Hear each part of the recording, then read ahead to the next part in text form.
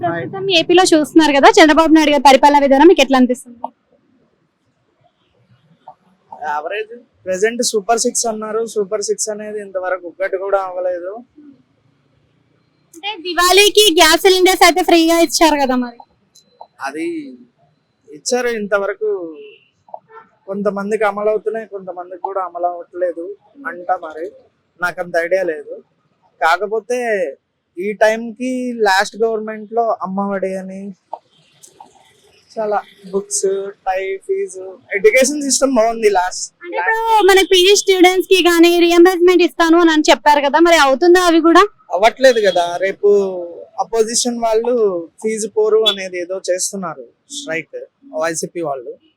అంటే వైసీపీ ఉన్నప్పుడు బాగుందంటారా గవర్నమెంట్, ఇప్పుడు ఉన్నప్పుడు బాగుందంటారా?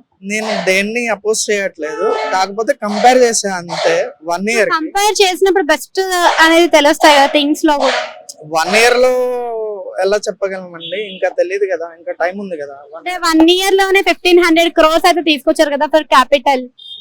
క్యాపిటల్ డెవలప్మెంట్ కి ఏమైనా జరుగుతుందా? పనులు కూడా ముందుకు వెళ్ళట్లేదు కదా.